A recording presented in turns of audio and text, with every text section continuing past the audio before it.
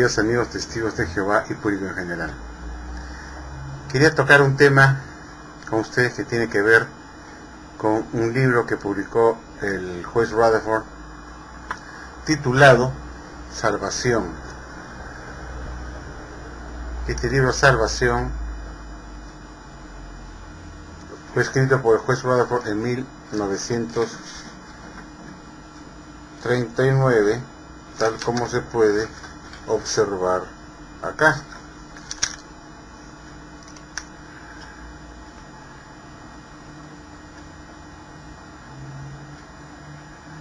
En 1939. Este libro se llama Salvación. Y acá contiene un artículo muy interesante que yo quiero leerles a ustedes, de este libro de la colección de arcoíris de Rutherford, titulado Salvación. Yo quisiera, antes de introducirme a este libro, para leerles una página que es realmente anecdótica, de Ripley. Pero antes de entrar a este libro, recordemos pues que el juez Rutherford, como miembro del esclavo fiel y discreto, en 1919, después que salió de prisión junto con sus directores ungidos, comenzó a anunciar las buenas nuevas a las naciones, de acuerdo a lo que enseña el libro El reino de Dios, el reino de 1000 años de Dios se ha acercado. Como ya hemos visto, en este libro, la sociedad Watchtower dijo que Jesús se basó exclusivamente en la calidad del alimento espiritual que ese siervo estuvo dando hasta 1919 como alimento oportuno y correcto a los domésticos de la casa de la fe, y que exclusivamente por ello los nombró como su esclavo fiel y discreto. Y por ese alimento espiritual que estuvieron dando durante la inspección en 1918, Jesús dijo: qué bueno, has dado un buen alimento, esclavo, has sido fiel, y por lo tanto te nombro como administrador de todos mis bienes en la tierra. Y ahora anda adelante y enuncia las buenas nuevas a las naciones a partir de 1919 con todo tu esclavo fiel y discreto. Y lo que hace pues el juez apenas sale de prisión en 1919 es a comenzar la campaña de los millones. ¿En qué consistía la campaña de los millones? Consistía en anunciar a la gente que millones que hoy viven jamás morirán, asegurando pues a las personas que vivían en ese entonces, después de 1919, que ellos no morirían. Y no morirían porque el Armagedón estaba a la vuelta de la esquina, que se tenía que estar alerta, que era urgente, que el tiempo se ha acercado, y que los patriarcas, hombres fieles de la precristiandad, iban a resucitar en los próximos 6 años, al finalizar 6 años de ese momento en adelante que había emprendido su campaña de los millones. Es decir, cuando él empezó en 1919 con su campaña de los millones, es decir, millones que hoy viven nunca morirán, y les estaba diciendo a la gente de ese entonces que para 1925, es decir, para dentro de 6 años más, los hombres fieles de la precristiandad como Isaac, Jacob, David, Abraham, Moisés, Josué, etc., David también, por supuesto, iban a resucitar y iban a tomar su cuerpo en perfección humana para heredar la tierra porque empezaba el milenio y el reino establecido en la tierra. Es decir, que el reino se establecería en la tierra. Y en este libro se resume el discurso.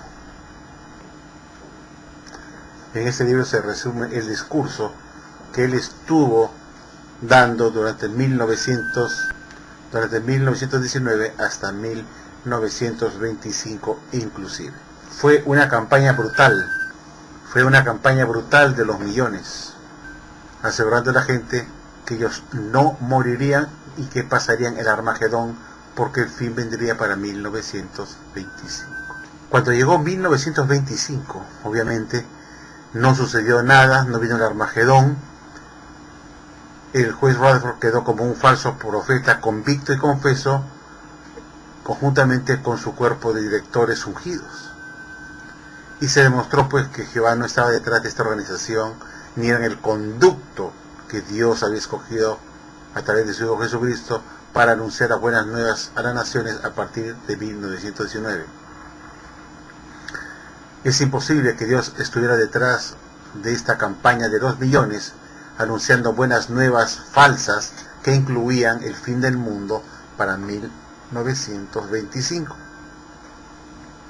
Todo fue un ardid, un engaño por parte del juez Rutherford y en complicidad con todos los directores para generar más ingresos para la sociedad, vendiendo sus libros chatarra, asustando a la gente de que el fin era inminente, que se había acercado, que debían estar alertas,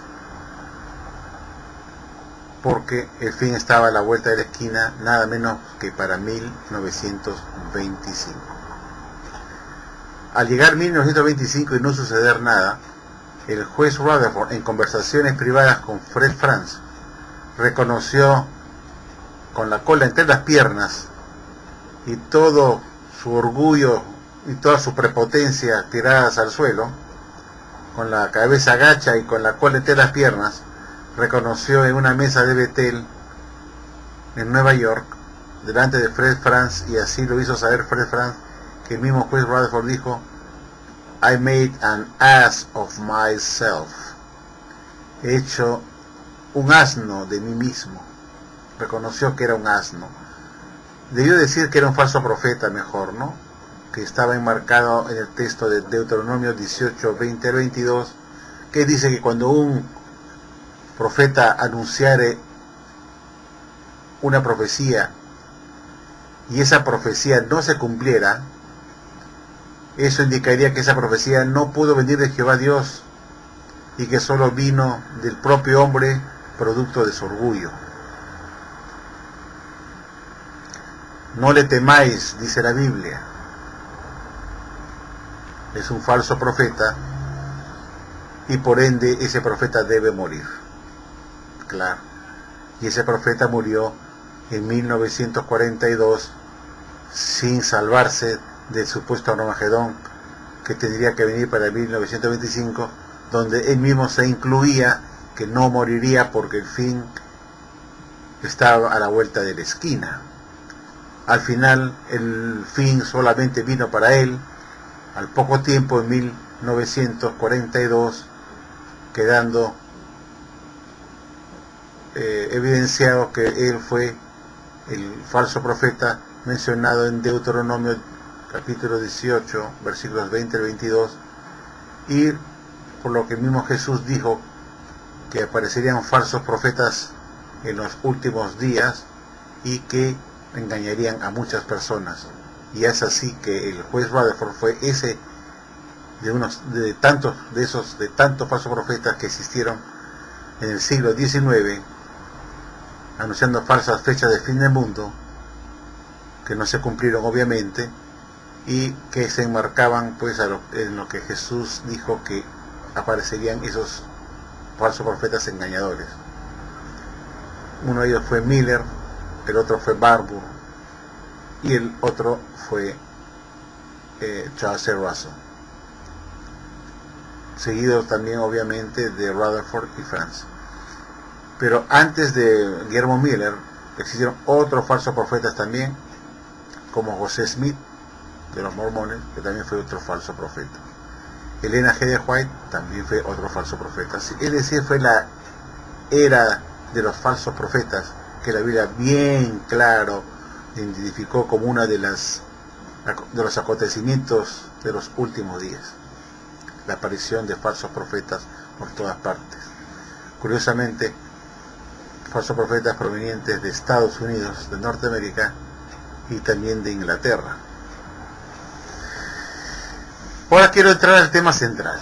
Cuando viene el fin después del 1925,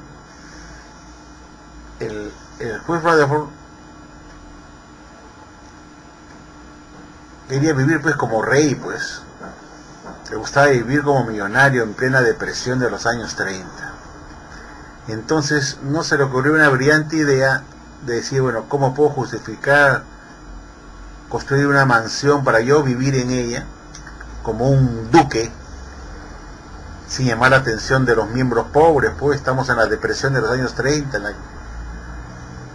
en la década de los 30, donde la gente no tenía para comer y la gente escarbaba en la basura en Estados Unidos para comer basura porque no tenían dinero para comer. Era el peor desastre económico, la depresión económica de los años 30. Sin embargo, el juez Rutherford para eso fue cosa rara, cosa extraña, habrá sido para otros, pero no para él, porque él, en vez de mostrar prudencia como un cristiano y tener una empatía con aquellos testigos de Jehová o estudiantes de la Biblia, todavía en ese entonces, en los años 29, 28, 25, en vez de tener una empatía en el año 1929 con aquellos estudiantes de la Biblia que no tenían ni para comer, que estaban sin trabajo, en vez de tener esa empatía, él no le importó un bledo y se hizo construir una mansión llamada Beth-Sarim en San Diego, California, con el cuento de que todavía había esperanza de que los patriarcas iban a resucitar de todas maneras, porque así estaba convencido el juez Rutherford. Seguía con la cantaleta de que los patriarcas tenían que resucitar. 4 años después de la fallida fecha de 1925, seguía insistiendo que en cualquier momento iban a resucitar los patriarcas y que sería conveniente prepararle un lugar cómodo, acogedor, para alojarlos cuando resucitaran y estuvieran en la tierra en perfección humana, para que tuvieran un lugar donde vivir. Y dijo, voy a construir Beth-Sarim, un área hermosa, un terreno muy grande, y dio un comentario muy curioso en este libro, Salvación, 1939, que vale la pena que yo se los lea a ustedes. El anuario de 1975 de la Sociedad Watchtower habla de Beth-Sarim y da un comentario de lo que fue Beth-Sarim, pero eso fue en 1975. Acá tenemos el libro del mismo juez Rutherford, que él da su comentario como persona, porque él era de la Sociedad Watchtower. Él mismo escribió este libro. Y veamos pues cómo justificó en 1939, fecha en que se escribió este libro, cómo justificó el juez Rutherford la construcción de Beth-Sarim, que se edificó en 1929 y se terminó en 1930 más o menos, 5 años después de la fallida fecha de 1925. Como les dije, él todavía seguía insistiendo que en cualquier momento iban a resucitar los patriarcas. Y este sinvergüenza vivo, zamarro, justificó que no, tenemos que tener una casa lista para estos señores de la pre-cristiandad, para tener un lugar donde ellos puedan vivir, pues. Habían pasado 4 años de la fallida fecha de 1925 y no vinieron los patriarcas. Nunca se pensó hacer una mansión para ellos. Pero curiosamente, Rutherford en los años 30, cuando empieza la depresión, en el año 1929, justamente el año que empieza la depresión terrible de Estados Unidos y cayó la bolsa de valores, se le ocurre hacer la mansión en California. En vez de ser un hombre recatado, modesto, prudente, y pensar que había hermanos que no tenían para comer, y le importó un pepino eso. Dijo, yo quiero vivir como rey. ¿Cuánto me quedará de vida? Quiero vivir como rey. Pero para que no me miren mal, tengo que dar una justificación para que estos tarados, que se tragan todo lo que yo le cuento, desearía él en su mente, supongo, como estos tarados ignorantes, aceptan todo lo que yo les digo, todos los cambios doctrinales los aceptan porque creen que soy el esclavo, que soy inspirado por Dios. Les metió el cuento de que todavía había posibilidad que iban a resucitar los patriarcas, y se hace construir esta mansión pues en Bet-Sarim en 1929 para vivir él como un duque, o sea, el príncipe, mejor dicho. Se convirtió en el príncipe, un anticipo de los príncipes que vendrían después de la precristiandad. Era el príncipe anticipado que iba a ir a calentar la casa, como se dice, iba a probarla, iba a estar ahí para ver la comodidad, cómo estaba todo bien. Le puso palmeras afuera para que decía él, para que se pareciera un poco al ambiente de Medio Oriente, de Jerusalén, donde hay palmeras, y le hizo poner palmeras para darle una atmósfera, una decoración tipo desierto, tipo Medio Oriente, tipo Jerusalén, a pesar que la casa era de estilo español, ¿no? Era una mansión californiana de estilo totalmente español. Y veamos qué cosa dijo el juez Rutherford para justificar esa construcción de Bet-Sarim, con sus propias palabras en 1939 en Interior Salvación, que como ya hemos visto ha sido escrito por él en 1939, 3 años antes de su muerte. Y nos vamos a remontar a la página 311 de este libro, y se lo voy a traducir porque obviamente está en inglés. Déjenme mostrarle la página.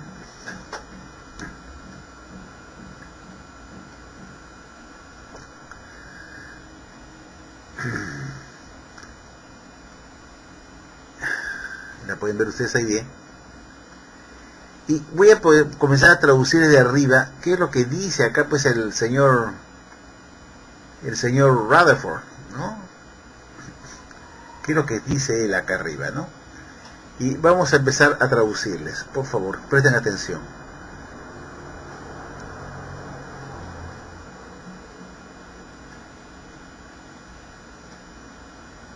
Bet-Sarim, en San Diego, California, Estados Unidos de América, hay un pequeño terreno en el cual en el año de 1929 se edificó una casa que se conoce como Bet-Sarim. Las palabras hebreas Bet-Sarim significan casa de los príncipes, y el propósito de adquirir esa propiedad y edificar esa casa fue el de que hubiera una prueba tangible de que en efecto hay en la tierra quienes firmemente creen en Dios y en Cristo Jesús y en su reino, creyendo también que los fieles de la antigüedad pronto serán resucitados por el Señor, estarán en la tierra y tomarán a su cargo los asuntos visibles de ella. El título de propiedad de Bet-Sarim está a nombre de la Watchtower Bible and Tract Society como depositaria, para ser usada por el presidente de la sociedad y sus asistentes por lo pronto, pero después teniendo que estar para siempre a disposición de los mencionados príncipes de la tierra. Ciertamente que entonces todas las cosas de la tierra pertenecerán al Señor, y ni el Señor ni los príncipes necesitarán a otros para construir casas para ellos, pero fue pensado bien y complaciendo a Dios que la casa ya mencionada sea construida como un testimonio al nombre de Jehová y mostrando fe en sus propósitos anunciados. La casa ha servido como un testimonio a muchas personas en todas partes de la tierra, y mientras incrédulos se han burlado acerca de ello y han hablado desdeñosamente de ello, todavía está de pie allí como un testimonio al nombre de Jehová. Y en caso, cuando los príncipes vuelvan realmente a la tierra y algunos de ellos ocupen la propiedad, tal será una confirmación de la fe y la esperanza que indujo a la edificación de Bet-Sarim. ¡Qué horror, Dios mío! ¡Qué horror! Y acá en la siguiente página de atrás podemos ver la edificación Bet-Sarim en el libro, y más abajo se lee, ya va a terminar lo siguiente.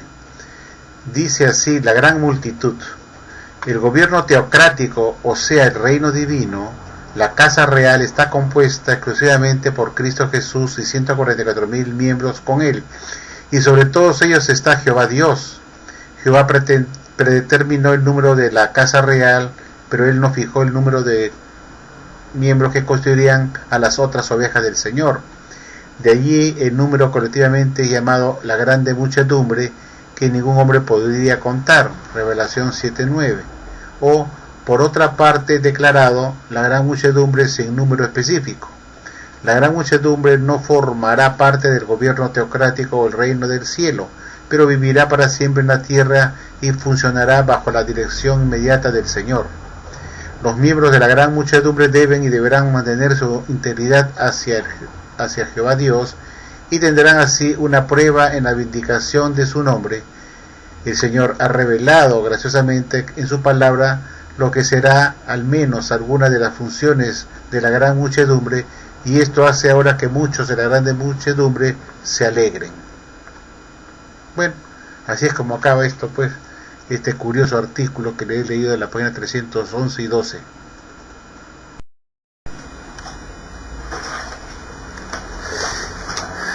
Como ven, amigos, es pues inaudito, ¿no? Este sinvergüenza, pues, ¿no? Que dice acá, pues, que él iba a habitar esta casa mientras tanto con su más allegado, pues, ¿no? Lo dice así.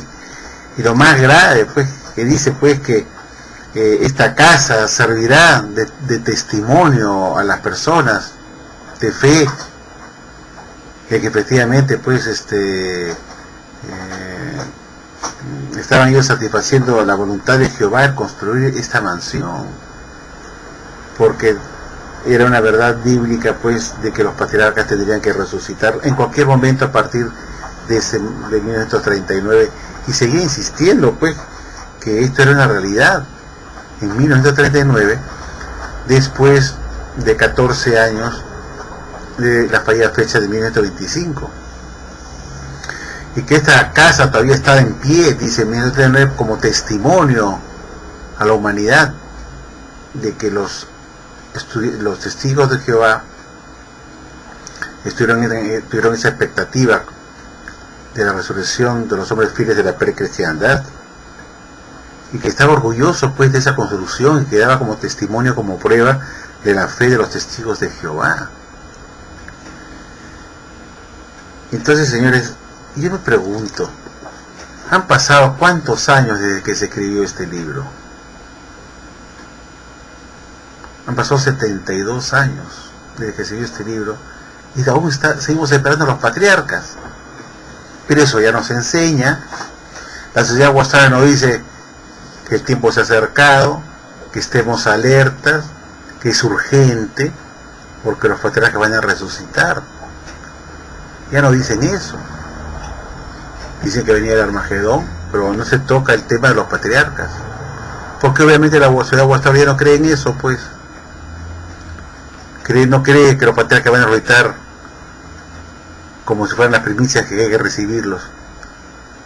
Entonces yo me pregunto, ¿alguien puede creer que este señor Rutherford pudiera haber sido guiado por Jesucristo,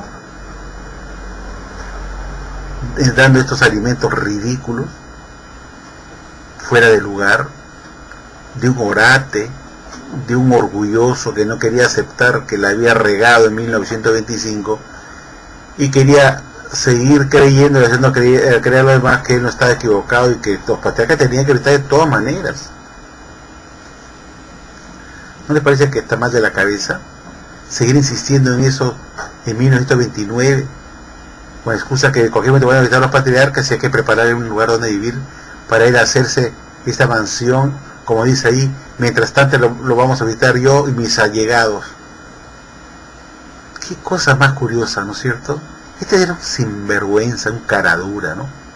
Mientras los testigos se morían literalmente de hambre en 1929, este se hacía construir una mansión para vivir él y todos sus esclavitos y todos sus directores allegados de Brooklyn, para que pasaran el verano, pues, en San Diego, California, los demás tenían que salir a predicar en Nueva York con ese frío congelante.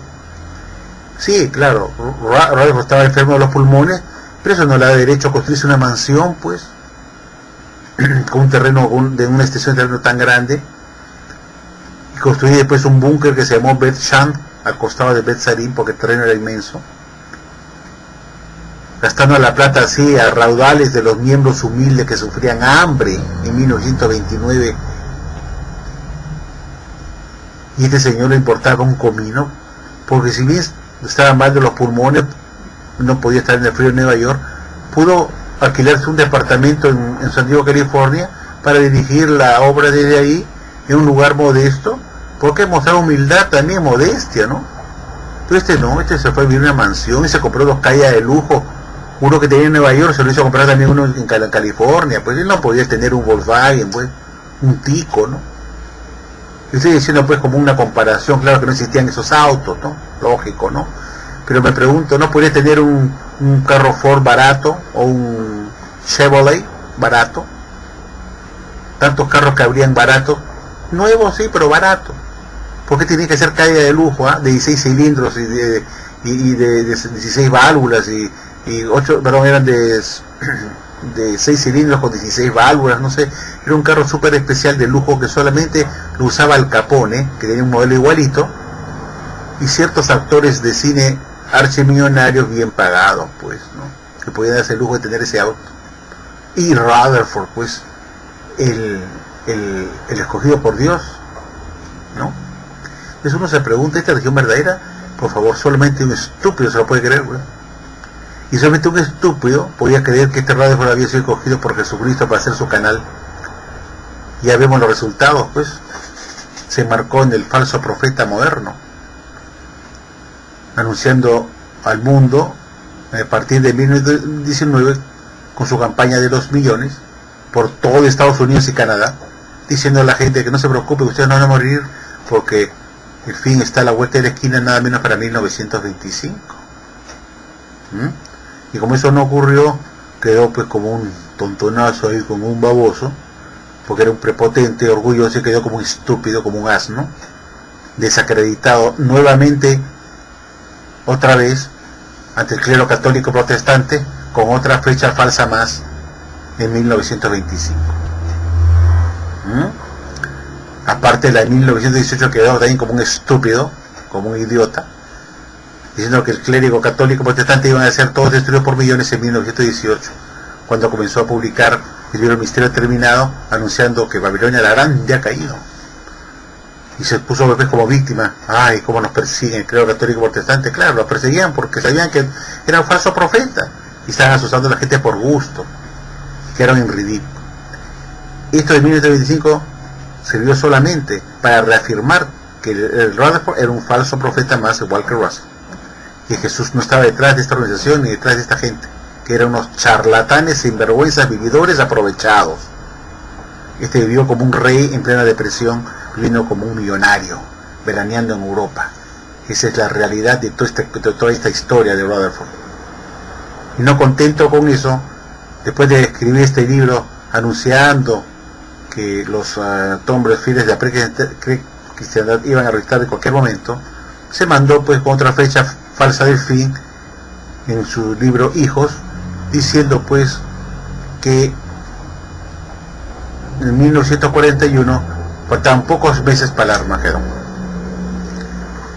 y al no venir el Armagedón en 1941 sirvió para reafirmar y reafirmar que este era un charlatán, que no tenía nada que ver con Jehová y Jesucristo, que su organización era una organización falsa, de falsos profetas engañadores. Y eso evidenciaba claramente que Jehová y Jesucristo no podía estar detrás de estos charlatanes. Entonces, amigos, ya vieron este libro infame llamado Salvación. Este es de la colección pues del arcoíris de Rutherford, y que sirvió pues para engañar a la gente con este artículo de la página 311, donde él pretende justificar diciendo que la construcción de Bet Sarim había sido la voluntad de Dios, y reafirmaba la fe de los estudiantes internacionales de la Biblia, de lo que ellos creían como la verdad, de que los patriarcas tenían que regresar en cualquier momento y que iba a servir como testimonio al mundo. Esa edificación que todavía está ahí hasta hoy serviría como testimonio al mundo de la fe que tenían los estudiantes internados de la Biblia en Jehová. Como si esta fecha falsa tuviera que ver algo con Jehová. Entonces lo dice, lo publica acá en 1939, en vez de quedarse callado y avergonzado, todavía tiene el coraje de decir pues que esta casa que se construyó, fue construido como testimonio en el nombre de Jehová. Aquí lo dice la página 9, mostrando la fe en sus anunciados propósitos. ¡Qué horror! Sabiendo que había sido una falsa fecha, que no pasó nada, que no fue ningún propósito de Dios esa fecha, ni esa mansión. Este sinvergüenza, cara dura, charlatán, no tiene miramiento, ni siquiera se da cuenta de lo que está diciendo acá, que se está hundiendo más, diciendo pues que la construcción de esta casa sirvió para testimonio al nombre de Jehová y mostrando la fe en sus anunciados propósitos. ¿Qué propósito tuvo Jehová con 1925? Nada. Con Besarim, nada. Y todavía tiene el esparpajo de poner que esa casa sirvió como testimonio al nombre de Jehová. No, señor Rutherford. Esa casa sirvió de testimonio del valor en efectivo de la falsa profecía de 1925. Por eso la sociedad Watchtower en 1948 se deshizo de la mansión, porque sabía que no era testimonio de Jehová, para Jehová Dios, ni la fe de los estudiantes de la Biblia en los propósitos de Dios. La Watchtower sabía que eso no era así, que está hablando estupideces, y por eso apenas murió, al poco tiempo se deshizo de esa mansión, porque en vez de dar testimonio en el nombre de Jehová, esa mansión Besarim daba testimonio de Satanás el diablo, que estaba detrás de esta mansión y de esa fecha. Entonces la ciudad de Watchtower, en forma fiel y discreta, vendió por lo bajo, sin hacer mucho ruido, la mansión y se deshizo de ella, y instruyó para que no se mencionara nada a nadie, ni la dirección de Besarim, para que la gente no supiera ni tuviera idea que alguna vez existió esta mansión, que sirvió como testimonio de la falsa fecha de 1925 y no como testimonio en el nombre de Dios, sino fue testimonio del valor en efectivo, porque costó muchos millones esa casa, esa mansión, de la falsa fecha de 1925. Esto es lo que yo quería mostrarles, porque ustedes no tienen este libro.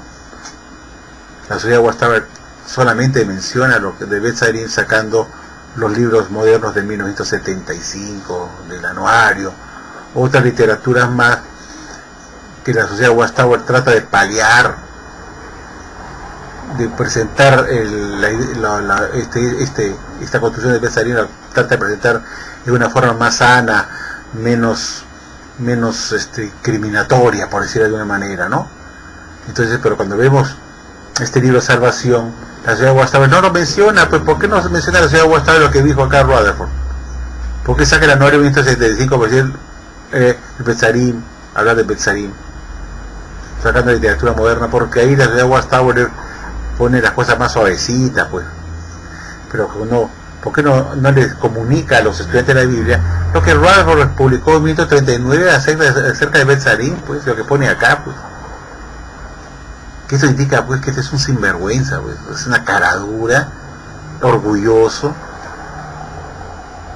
que decía que Besarim serviría para las futuras generaciones y que todavía está en pie, dice de pie, para que sirva como testimonio del nombre de Dios para las futuras generaciones, de la fe que tenían pues los estudiantes de la Biblia, de los propósitos que Jehová tenía para con Besarim y para 1925. Cuando se sabía muy bien en 1939 que fue una metida de pata, una mentira, una estupidez, el decir que Dios tenía un propósito para construir Besarim y para fijar una fecha falsa de la resurrección de los antiguos hombres de la precristiandad. Pues digo, ustedes y Jehová tienen que enterarse de estos libros, pues tienen que leer. Si usted no tiene esta literatura, pues usted para en la ignorancia, en la ceguera, y solamente van a recibir información parcializada que le da su organización para no asustarlos o para darles una idea de que este señor fue un iluminado, un escogido por Jesucristo para anunciar las buenas nuevas a las naciones a partir de 1919. Y nunca les dice que a partir de 1919 empezó con su infame campaña de los millones, con un discurso que está incluido en este libro que fue escrito en 1920, tal como ustedes lo pueden ver.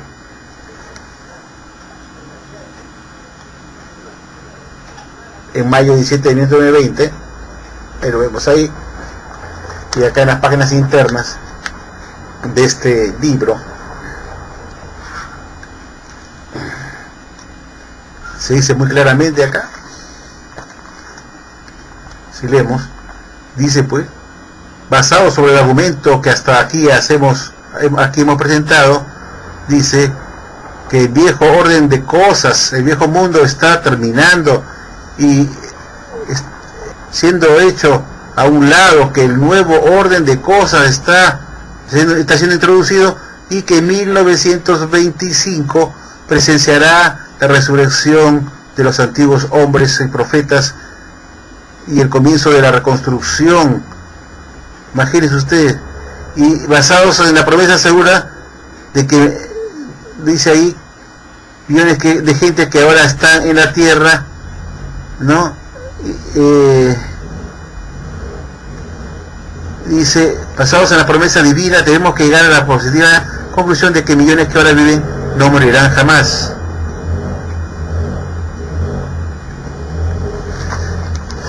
Ese fue el anuncio que empezó pues a dar a las naciones en 1919, después Rutherford, como buenas nuevas a las naciones. Pero eso no se lo dice pues la sociedad Watchtower a los miembros, ni a los que van a captar en el futuro. Solamente les dice que en 1919 escogió su esclavo para dar las nuevas a las naciones a partir de ese año y anunciar la voluntad de Dios. Y esa voluntad de Dios consistía en la campaña de los millones, que duró desde 1919 hasta 1925, engañando a la gente con estas buenas nuevas a las naciones, que resultaron ser muy malas noticias, y malas noticias, o sea, noticias falsas pues. ¿Y alguien puede creer esta religión verdadera? Por favor, no me hagan reír que se me arruga el ombligo. Pero ya muestro evidencias, muestro las pruebas, para que ustedes piensen con la cabeza. ¿Cómo es verdad que Jesús encomendó un esclavo en 1918 porque estaba en el momento correcto, cuando todas sus enseñanzas que Jesús supuestamente aprobó para escogerlos ya no se creen? Lean el libro Misterio Terminado, que fue el último libro que se publicó después de la muerte de Russell, y que estuvo vigente en 1918, recién salió del horno, y que Jesús tuvo que impresionar, y ya no se cree nada de eso. Sin embargo, la sociedad Watchtower insiste que fueron escogidos por la alta calidad de ese alimento espiritual, según este libro que vemos acá. El reino de 1000 años de Dios se ha acercado, que dice que Jesús los escogió por la alta calidad del alimento espiritual, y resulta que todos los alimentos ya no se creen. Que el arcángel Miguel, el Papa de Roma, ya no se cree eso. Que el alfa y omega era Jesucristo, y ahora se dice que es Jehová Dios. En fin, y así un montón de doctrinas más, ¿no? Que el único esclavo discreto era el pastor Russell, está bien puesto ahí, y que Russell era el vicario de Cristo en la tierra. Todas esas enseñanzas que ahora no se enseñan, obviamente, ¿no? Resultaron ser pues enseñanzas falsas. Y la sociedad Watchtower insiste que Jesús los escogió por la calidad del alimento espiritual que estuvo suministrando hasta ese momento, hasta 1919, y aquí lo pueden leer ustedes en este libro, en el reino de Dios de 1000 años se ha acercado, en el capítulo 17, página 352, léanlo, donde se dice que Jesús falló a favor de este esclavo, basándose exclusivamente en la calidad del alimento espiritual que estaba suministrando a los domésticos hasta 1919. Y resulta que ese alimento que estuvo suministrando ya no se cree ahora.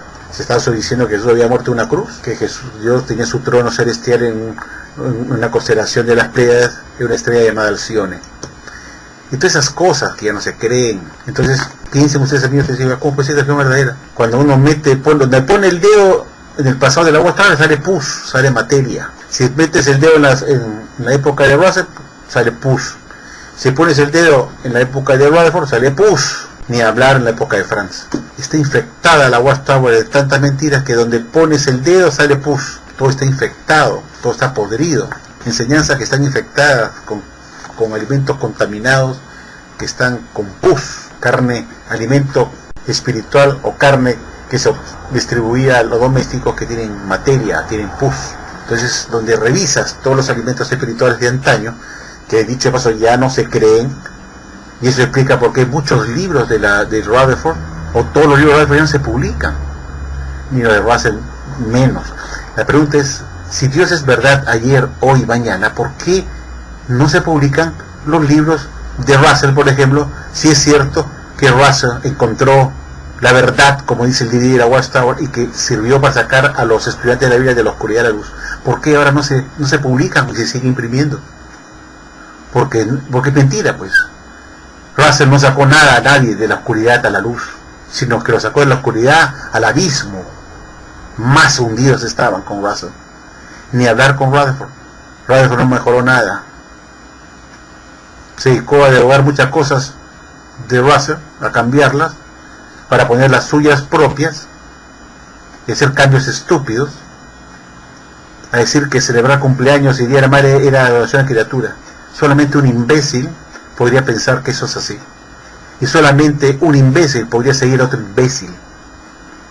¿Acaso usted pone la foto de su madre en la pared y le pone velas y se arrodilla y le ha puesto usted ahí un peldaño para arrodillarse a rezar y adorar, decirle que interceda a Jehová para él, para que le conceda alguna curación, algún favor? Usted adora a su madre, le pone hecho un retrato ahí como si fuera una representación de Jesucristo, de un santo o algo así. ¿Le está adorando usted a su madre? ¿Sí? ¿Qué persona inteligente, medianamente inteligente, podría aceptar esa estupidez?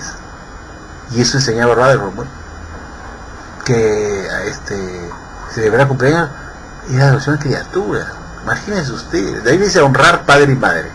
Tú honras a tu padre acordándote de su cumpleaños y le haces una fiestita, pues. Te acuerdas de tu madre y la honras, porque dice honrar padre y madre, la honras recordándole una vez al año y dice: mamá, gracias por ser mi mamá, feliz día, la llevo a comer. ¿Eso es pecado? No es una forma de honrar, al contrario, cumplir con lo que la Biblia dice, lo que Jesús dice, honrar padre y madre. Es decir, yo no entiendo cómo los hijos pues son como descerebrados, ¿no? Se comen la porquería de otros, ¿no? Sí, Rutherford dice que no, pues no se leeremos, pero cuando Rutherford dio la provisión de la adoración de criaturas, en ese libro que ya les mostré a ustedes, del juez Rutherford, del libro Vindicación, del tomo 1, cuando él da la provisión de la adoración de criaturas, donde incluye cumpleaños, Día del Padre y de la Madre, esa provisión vino en un paquete, y ese paquete incluía también el saludo a una dama, el sacarse el sombrero a una dama, el ceder el asiento a una dama, el ceder, tener una actitud de preferencia, darle el pase a una dama en un ascensor, en un dormitorio, en una oficina, o cuando están los hombres reunidos en una mesa, tienen que levantarse, se alzan y le hacen una venia a la dama y le enseñan el asiento, y dice: bueno, pues esta señora, mucho gusto. O cuando estás sentado tú en una reunión, sentado en la silla, para saludar a una mujer, no la saludas sentado y le das la mano, sino te alzas y le das la mano. Cosa que no hace la mujer con el hombre, obviamente, la mujer se queda sentada y el hombre le da la mano. Pero cuando es al revés, es costumbre que el hombre se alce, le dé la mano como cortesía, como educación. Pero para Rutherford eso era forma sutil de Satanás diablo para inducirlo a la adoración de la mujer. Y como esa provisión que dio en el libro Vindicación el juez Rutherford venía en un paquete, es decir, enumeró lo que era adoración de criaturas, que era Día del Padre, Día de la Madre, cumpleaños y tener una preferencia con las mujeres, y que eso que se llama caballerosidad y atención a una mujer era un ardid de Satanás del diablo para engañar y hacer al hombre caer en las garras del archienemigo de Dios, que era Satanás el diablo. Sin embargo, los hijos de Jehová han acatado el no celebrar el Día del Padre y de la Madre en un año, pero no han acatado eso de lo que es la caballerosidad y la educación, de ceder siempre la preferencia a una dama, el asiento a una dama, el ingresar a una oficina y estar ahí adentro, se le cede siempre a la dama la preferencia. En fin, son reglas, son normas, reglas de cortesía que no se pudieron superar, no se pudo tirar el tacho. Entonces, los hijos de Jehová dicen: nosotros no adoramos a criaturas, pero para Rutherford, el saludar, el dar preferencia a una mujer, el ponerla por encima de uno, era forma de adoración de criatura y era un ardid de Satanás. Los hijos de Jehová siguen entonces, ergo, en la adoración de criatura, porque no han acatado todo el paquete que dio Rutherford de lo que era la adoración de criaturas, que incluía pues esto de la caballerosidad y la educación, que es el ceder el asiento de una dama, el alzarte en un bus cuando la mujer está parada, el hacer su asiento para que se siente la señora, y si una mujer embarazada, con mayor razón. Pero aparentemente tú no lo puedes hacer porque es adoración de criatura. Dejar a la mujer embarazada parada que espere ahí, porque si le hace el asiento a la mujer embarazada va a decir, no, te agarrando una criatura. Son estupideces, ¿se dan cuenta? Pero ahí tenemos pues a 7 millones de asnos que siguen al juez Rutherford porque él dijo que celebrar el cumpleaños era adoración de criatura, como si uno fuera a adorar a su hijo o a su madre que por sus cumpleaños o por su día de la madre. ¡Qué estupidez y lucidez! Solamente un tarado podría aceptar lo que otro tarado le está diciendo a uno, un borracho como era Rutherford. Y los hijos dicen que ellos no están sujetos a adoración de criatura, pero sin embargo todos los días siguen adorando criaturas cuando se alzan del asiento para darle el asiento a una dama, cuando le jalan la silla a una dama, le tiran la silla para que se siente, y eso son criaturas para Rutherford, y está dentro del paquete de las prohibiciones. Sin embargo, solamente cumplen el no celebrar el Día del Padre, de la Madre, el cumpleaños, pero sí siguen con la adoración de la mujer, con esa ardid, por supuesto que no es mi punto de vista, lo veo absurdo, estúpido, digo lo que decía Rutherford.